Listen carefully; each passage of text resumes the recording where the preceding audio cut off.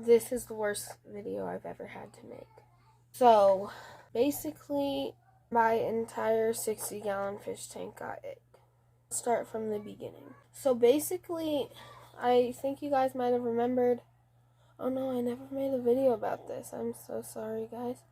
So basically, the clownfish was being mean to Marlin. You guys know this.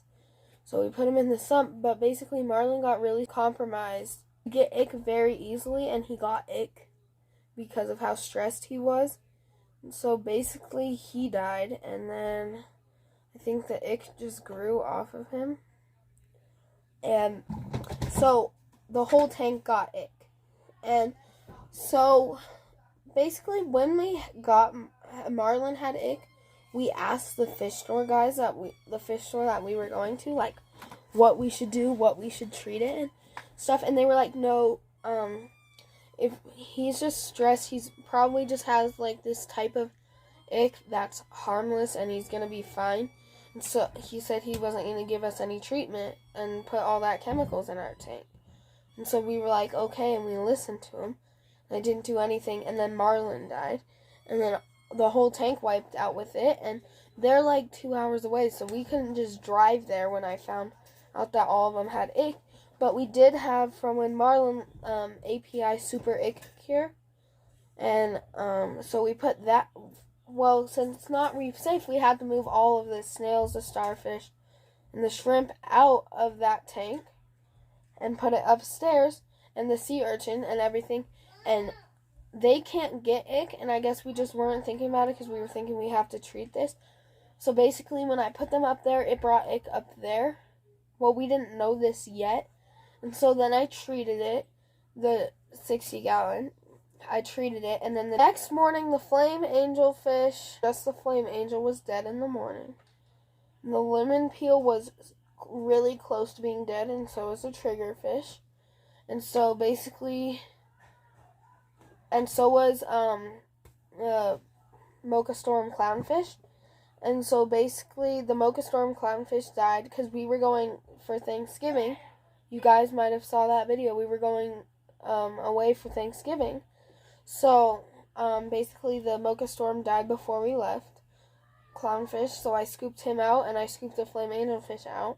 And then, basically, before we left, the lemon peel was so close to dying, like, he was just laying down. So, we just ended it early for him, so he didn't have to suffer and be in there for a while. So, yeah, then, so basically then, everything else was in there. The other clownfish were totally covered in it. Oh, and the fancy clownfish was dead in the sump that morning. So basically we left, and then a couple hours later we called our friends and they came to check on him. Moo Moo was dead. Our black and white Oscillarius clownfish, he was dead, and the triggerfish was dead. So then we had the naked clownfish, sailfin tang, and the blenny left. And so basically, I guess when we put the inverts up there, basically they brought the ick up there, even though they can't get it. And the clownfish up there, Trinity, she was almost dead. And so basically when they left, Trinity wasn't dead, and neither was the naked one, but they were both really close to being dead. And so basically later that night, our other friend came to check on them, and Trinity was dead, and so was the naked clownfish. And the naked clownfish wasn't dead, but Trinity was. And then the next morning they couldn't find the naked clownfish, and then our other friend came over, and they found the naked clownfish dead, so they scooped it out. So he was dead, so all we were left with was a sailfin, and the blenny, and the 60-gallon, and then Trinity was obviously dead. So we had the dotty back and the firefish in that tank. And so, basically, the next day they just couldn't find the blenny. We still don't know where it is, if it's dead or if it's alive. We have no idea because we can't find it whatsoever anywhere. So, yeah. And so then the firefish, up there died. 1 second. I'll see you guys in a second. Sorry guys. Basically, so we couldn't find the blenny, but the sailfin was still eating, and we didn't see any spots of ick on him. So we thought maybe he was gonna make it, because you have to treat the treatment twice. And so they treated the tank that day, because you do it 2 days after. And so they treated it that day, and the sailfin looked good. And then everything was good. The firefish, the dotty back, and this sailfin were still alive. We don't know about the blenny even now. We're still alive when we came back from Thanksgiving. And so the firefish wasn't coming out to eat. So I lifted up the rock that he was under, and he's nowhere. The starfish was under that same rock. So I'm pretty sure that the firefish died and the starfish ate him, which could have happened because starfish do that, especially if they're dead. They can eat them when they're alive, but I couldn't really see that happening. It was a decent sized rock that the starfish wouldn't even try. And so then we had the dotty back and the sailfin. And then last night the sailfin started doing really bad. He was covered in ick last night.